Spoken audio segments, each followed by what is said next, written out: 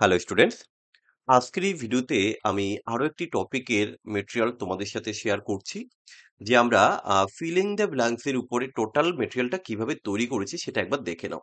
তোমরা যারা school service group C D এর জন্য প্রিপারেশন নিতে চলেছো, তো ডিতে তো নেই, সি এর জন্য কিন্তু এই মেটেরিয়ালটি পুরো পারফেক্ট একটি মেটেরিয়াল। তো এখানে টোটাল আমরা কি করলাম, প্রত্যেকটা ইউনিট ভাগ করে করেছি, কারণ ফিলিং দ্য ব্ল্যাঙ্কস কিসের কিসের উপরে হয়, যেমন আর্টিকেল হতে পারে, প্রিপোজিশন হতে পারে, টেন্স রিলেটেড হতে পারে, ফ্রেজাল ভার্ব রিলেটেড হতে পারে। তো এই সমস্ত বিষয়গুলোকে আমরা এখানে ইন্ডিভিজুয়ালি আকারে তৈরি করেছি।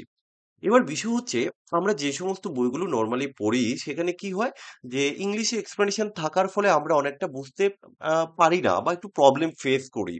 তো সেই ক্ষেত্রে আমি এই নোটস গুলো তৈরি করেছি, টোটালটা এক্সপ্লেনেশনটা বাংলায় রেখেছি, যাতে কি হয় যে কেউ নোটসটা পড়ে অ্যাটলিস্ট বুঝে যেতে পারে। তার সাথে তো ভিডিও আমাদের ক্লাস রয়েছেই। তো দেখো এখানে যে কোশ্চেন বা প্রথম যে টপিকটা আমরা দিয়েছি সেটা কি না, ভার্ব ফর্ম এন্ড টেন্স, মানে ক্রিয়ার কাল ও রূপ, এর উপর বেস করে এখানে কোশ্চেন গুলো থাকবে, টেন্স রিলেটেড বিষয়টা। প্রথম কোশ্চেনটা তোমরা দেখো কি আছে, the company let me dash time of work. এখানে যে অপশন গুলো রয়েছে, কেন, কোনটা উত্তর, তো ব্যাখ্যাটা কিন্তু এখানে রয়েছে, তোমরা প্রত্যেকটা কোশ্চেন দেখতে পাবে। যেমন 5 নম্বর কোশ্চেনটা দেখো, we shall go for a picnic if the weather dash good. এবার এখানে ইজ হচ্ছে কেন, ব্যাখ্যাটা ভালো করে বোঝো। দ্য ফার্স্ট কন্ডিশনাল সেন্টেন্স এর গঠন হলো if plus simple present plus simple future.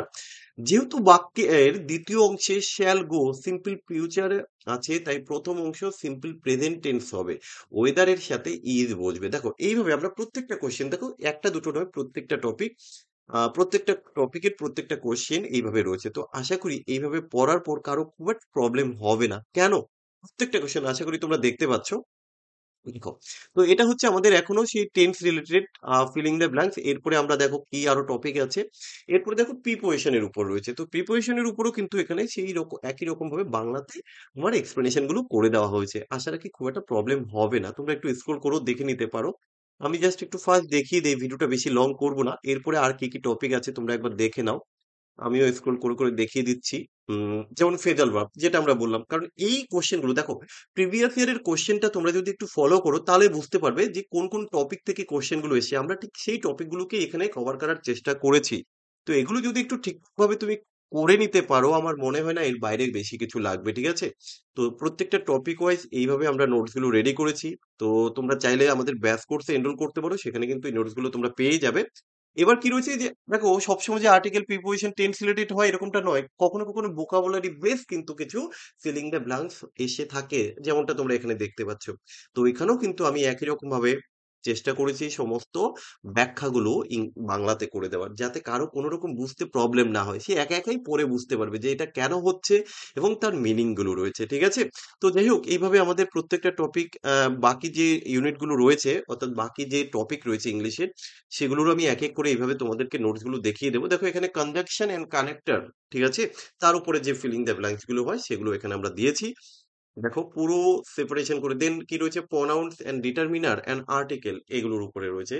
তো এইভাবে আমরা এখানে পুরো আহ ভাগ ভাগ করে করলাম। এখানে দেখো সেন্টেন্স স্ট্রাকচার এন্ড ইডিওমিক এক্সপ্রেশন এর উপরে যে নোটসটা রয়েছে বা কোশ্চেন গুলো রয়েছে সেগুলোকে আমরা এখানে আলাদা করে করলাম। তো যাই হোক, এইভাবে করতে করতে আমাদের নোটসটা কিন্তু একটা সময় শেষ হয়ে গেল, কারণ দেখো এখানে নাম্বার অফ কোশ্চেনও কিন্তু কম নয়, এখানে টোটাল তোমরা পেজ দেখতে পাচ্ছ 32 পেজ, ঠিক আছে। তো আশা রাখি এটুকু করলে মোটামুটি তোমরা যথেষ্ট জানতে পারবে, এরপরে তো প্র্যাকটিস করতেই হবে, ঠিক আছে। তো আজকের মতো আমরা এখানে শেষ করলাম, নেক্সট পার্টে আমি আরো একটি চ্যাপ্টারের মেটেরিয়ালস তোমাদের সাথে এইভাবে শেয়ার করব। চলো।